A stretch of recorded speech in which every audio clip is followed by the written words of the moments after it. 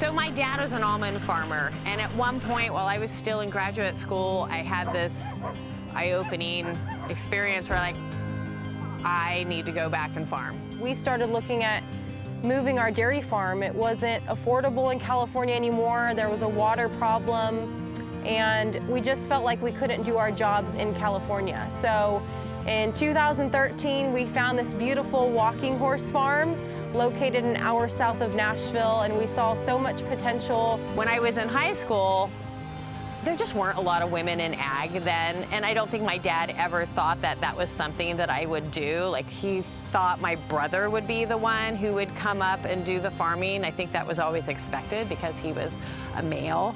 And so I just went off, and I'm a very sciencey person, to go and get a degree in biology. I had no idea what that was going to lead to, but I did it, and I went off to UC Santa Cruz, and then I got into working with the U.S. Forest Service, and through that, UC Davis, and then went off to get a master's in fisheries, of all things.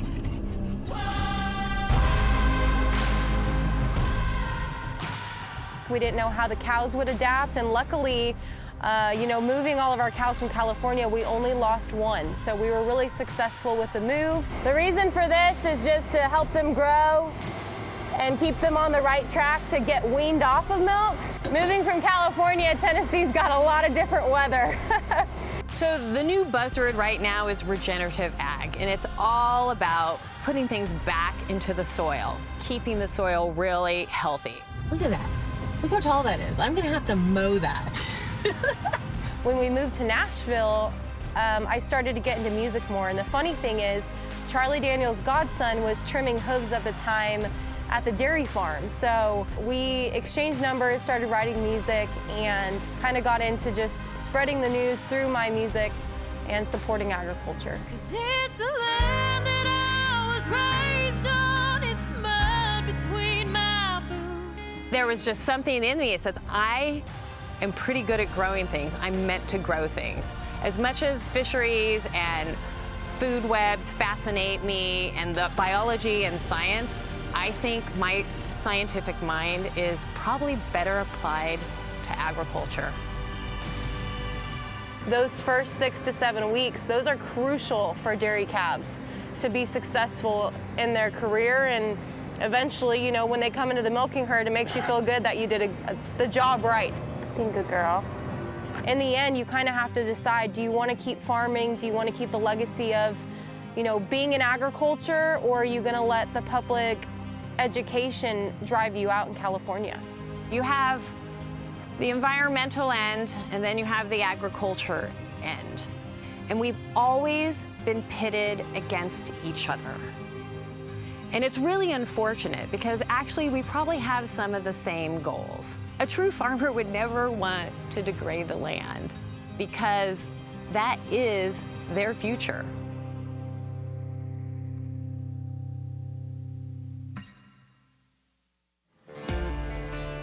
Production funding for American Grown, My Job Depends on Ag, provided by James G. Parker Insurance Associates, insuring and protecting agribusiness for over 40 years.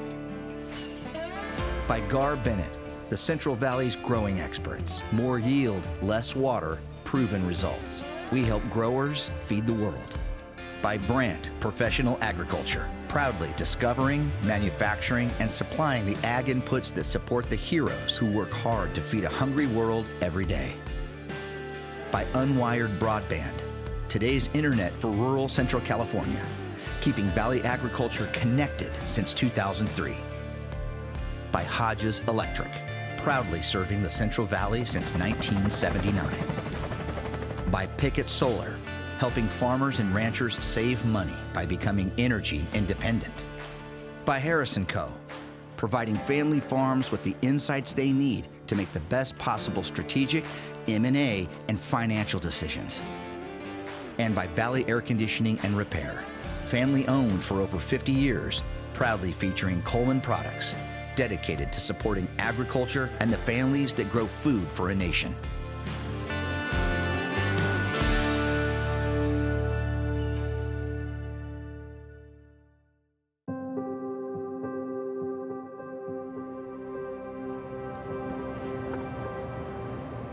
Being a good girl.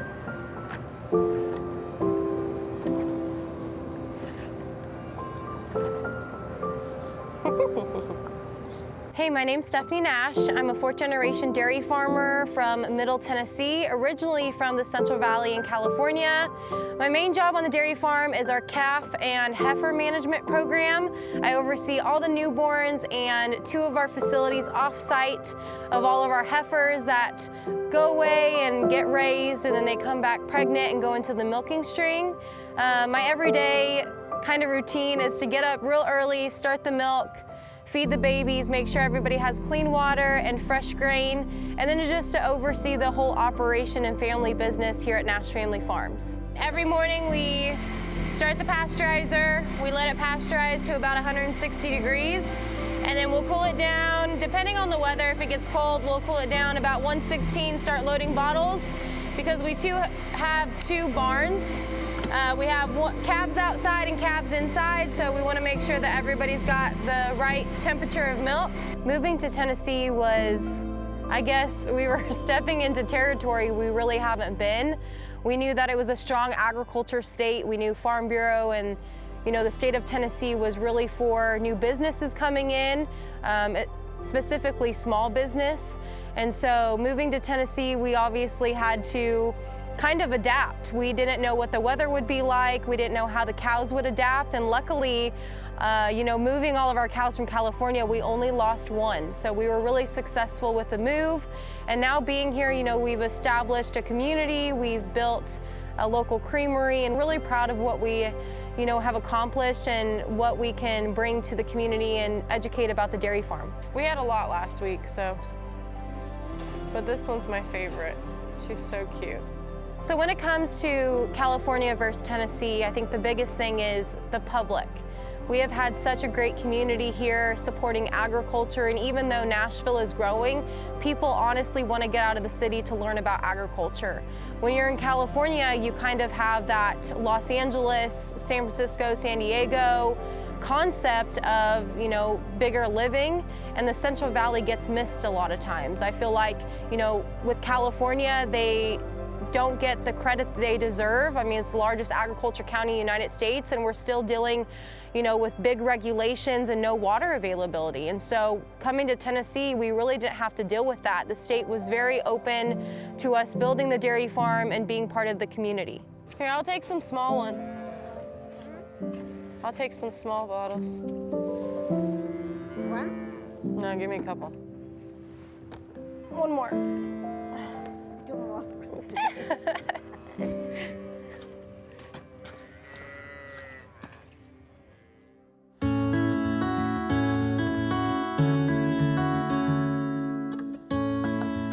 This is one of our ranches that I live on. It's the Faith Home Ranch. We have been here for, let's see, 1998, so 25 years we've been here. We, meaning my brother and I, bought this place in '98, and we both lived here for a while, and then I got married and had kids, and he went and got a house, and then, of course, I raised my family here. Farming with my brother is probably one of the easiest things I've ever done. We've always been really tight. He's 6 years younger than me. And when we were kids, because we had sort of a small house, and my sister, she was more difficult to share a room with. My brother and I shared a room until I was about 16.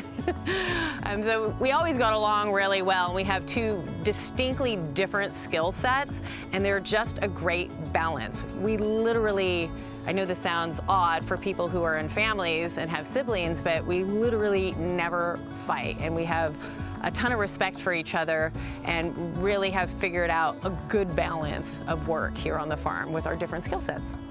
My dad immigrated from Switzerland in the early 1960s and came out here to meet his brother, and they started an almond and egg operation. So I grew up around almonds and chickens.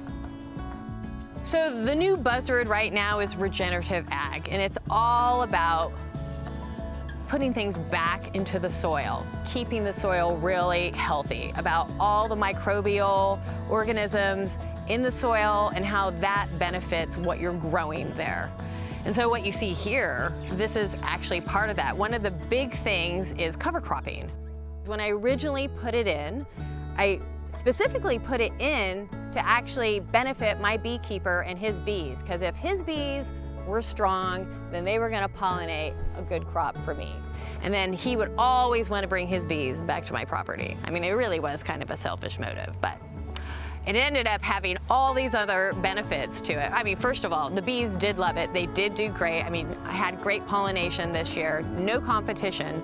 I'm making the assumption, I don't have the data to back it up, I am making the assumption that what I have in here is actually controlling any pests that I might have. I mean, it's really obvious at certain times in the spring when you go through here, there's a ton of lacewings and ladybugs, and those are definitely great beneficial insects you want to have. The other great thing is I noticed that it actually started out competing a lot of the weeds that are problematic for me, especially during the summer, and some of those weeds are herbicide resistant. And so by increasing the seed bank of this sort of crop here, I'm actually out-competing the other plants, and then they don't go to seed. So year after year, the population of those herbicide-resistant species is going down. So I don't have to use as much herbicide anymore. Ever since I was a little girl, like I would point out things, especially with the calves, like if they got sick or just their personality traits, and so I was really the only one that could take on the pressures of raising a dairy calf. It's not an easy task, but I love it. But, you know, some people can see cattle differently. My dad's that way. You know, we've been in California our whole life, and third generation farming in California, farming and dairying. And it just, as I continued to watch the bills coming out of the legislature that became laws, and all the licenses and fees that changed when they couldn't add any new taxes, it just became obvious that it was going to be very difficult for my kids to make a living in the dairy business in California. I mean, it was a big change because growing up, you know, I showed cattle at the Fresno Fair, and I was a part of everything agriculture, and I really loved just the richness of the valley. But when it came to, you know, regulations and, you know, final decisions, it was really hard for us to validate staying in the Central Valley if we were just going to have to sell off in a couple of years because prices weren't right and people didn't know us and they didn't understand our industry. So in the end, you kind of have to decide, do you want to keep farming? Do you want to keep the legacy of, you know, being in agriculture, or are you going to let the public education drive you out in California? Well, I could just say that one of the things that moving to Tennessee had allowed us to do was to vertically integrate our operation more. Something I'd wanted to do for years, but because of all the research and permits and things that you need in California, I could never afford to do it. Here we were able to come to an agriculture county, put up a creamery, start making our own ice cream, and now put up a cheese plant and start making cheese and selling cheese and that's the thing that I think is going to be our future for our operation. We're never going to milk 5,000 cows.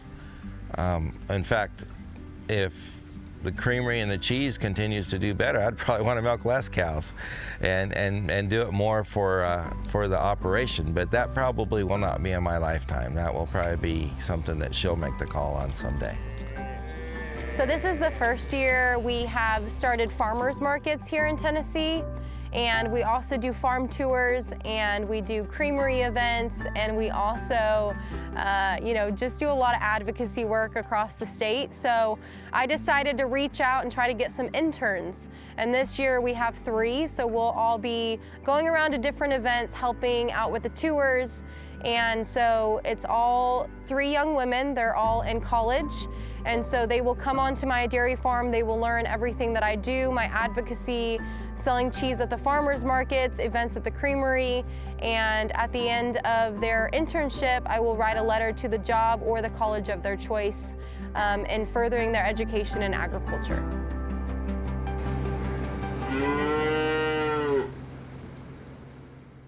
If you want to know what keeps me up at night, climate change keeps me up at night. It scares the crap out of me, actually. I am very aware of all the changes. Even in my short time, which 25 years to be farming is actually a short amount of time, really, in the scheme of things. I mean, if you talk to my dad, he's like, oh, it's so much different now, you know, we have this like feast or famine cycle.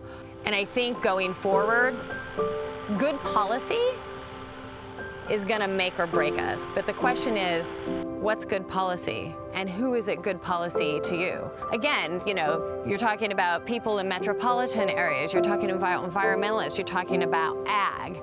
We're all on different pages. And at some point, we kind of need to get united and figure this thing out together. And unfortunately, we're all gonna have to give, right? And at this point, nobody wants to give.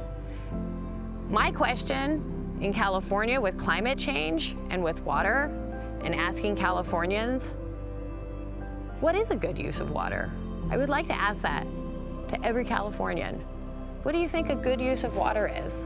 Because coming from a farmer, I feel like a good use of water is actually growing food so that when you open your fridge, there's something there. Everything takes water to grow, and it all takes different amounts of water. Unless maybe you're growing nopales, you know, it's a cactus. So, but I don't see us all switching to a cactus diet anytime soon. So what I say to people about almonds, you know, you really have to start looking at not what people are growing, but how they're growing. What exactly is that crop giving other than just the crop? But when I look at almond farming, I feel, and how it's done, I feel like they are actually so progressive and giving so much back. Think about it, in the valley, if we did not all have all these trees, what would our air quality look like? They literally scrub carbon out of the air, and they sequester it in the soil. And here's one of the awesome things about almond farming now. The newest regenerative trend now is to actually do whole orchard cycling. So after 25 years, sometimes 30 if your orchard lives that long, you take that whole orchard, you grind it up, and you take all that carbon, that 30 years of collected carbon, and you put it back in the soil, and you sequester it. And there is nothing that sequesters that much carbon on that scale in agriculture, and yet here we are doing it in almond farming. It's not that I want all of California covered in almond trees, but the trees that are here are doing something good.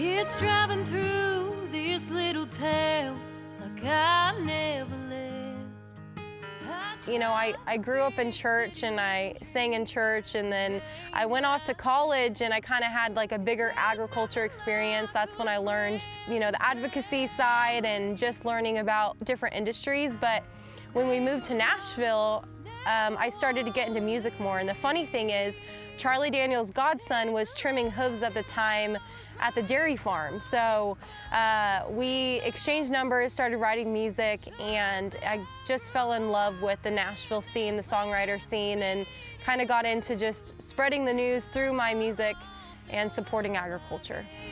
'Cause it's the land that I was raised on, it's the mud between my boots, it's the church that I grew up in that planted me these roots.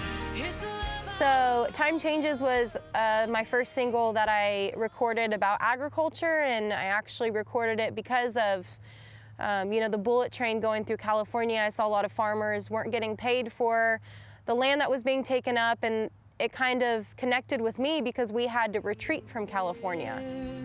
The time changes, that simple way of life is come and gone, but I'm still holding on to the faith, to the truth that's kept me strong, what I believe. And And so I wanted people to know that even though times are changing and housing developments are coming up and regulations are going against us, that family farmers and ranchers are still here. They're still providing for the world, and we need to recognize them and what they do for the country. She is always had the ability to sing, to communicate, and so it's a lot more natural for her to get up on a stage and sing for 30 minutes to an hour is something I would never do. I've never even done karaoke. So that's not something that I would want to do, but for her, she has, I've never seen her nervous, really. There ain't no promises, just take and never give. Now there's empty farms and broken hearts trying to forgive. The time changes. If I had a choice between the dairy farm and country music, I mean, that's a really hard question because I have a love differently for both. You know, when it comes to probably what was in my heart since I was little, it'd be really hard to leave the farm. I think it's important to keep educating people about agriculture. There's platforms like this that show the real, true life of the American family farmer and rancher. And the more we start to realize the importance of our food security and the future of our food, we will start to see that farmers are passionate and they love their jobs and they sacrifice, and we continue to fight for the American people on agriculture. So don't stop supporting your local communities. Always ask questions to family farmers, and let's continue to support our agriculture communities. The time changes. Yeah, times are changing.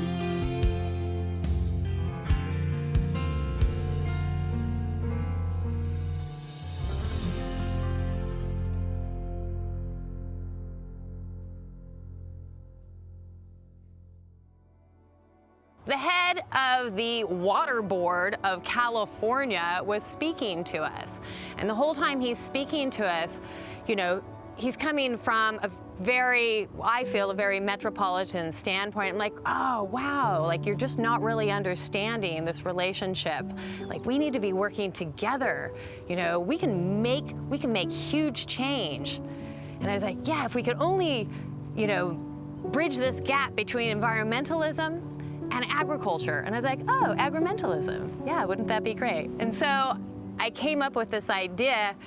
The whole idea is working together or allowing each other to coexist. And you know those old stickers that spell out coexist in all the religious symbols? I was like, oh, I can write coexist in agricultural and environmental symbols.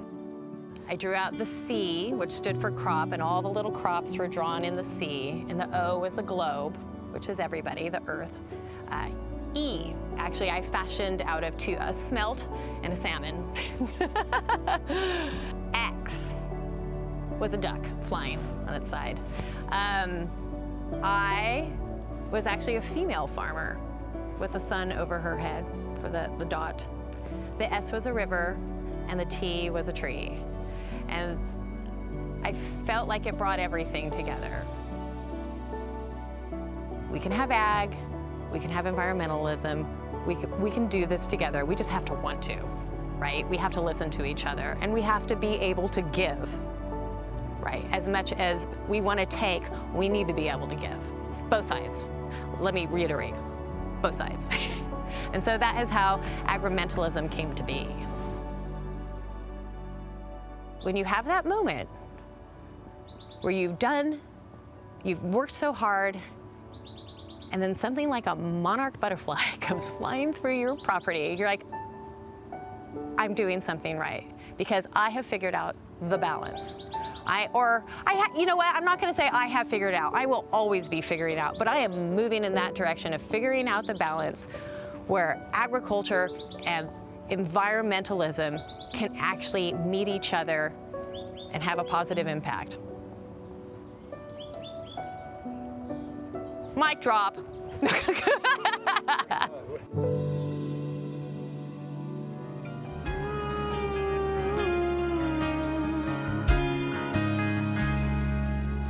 It's driving through this little town like I never left. I tried the big city living dream and came right back.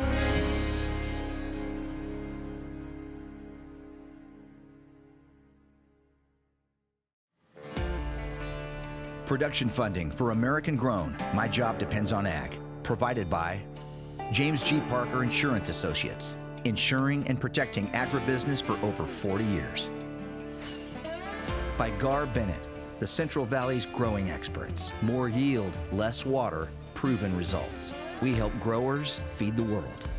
By Brandt Professional Agriculture, proudly discovering, manufacturing, and supplying the ag inputs that support the heroes who work hard to feed a hungry world every day. By Unwired Broadband, today's internet for rural Central California, keeping Valley agriculture connected since 2003. By Hodges Electric, proudly serving the Central Valley since 1979. By Pickett Solar, helping farmers and ranchers save money by becoming energy independent. By Harrison Co., providing family farms with the insights they need to make the best possible strategic, M&A, and financial decisions. And by Valley Air Conditioning and Repair, family owned for over 50 years, proudly featuring Coleman products, dedicated to supporting agriculture and the families that grow food for a nation.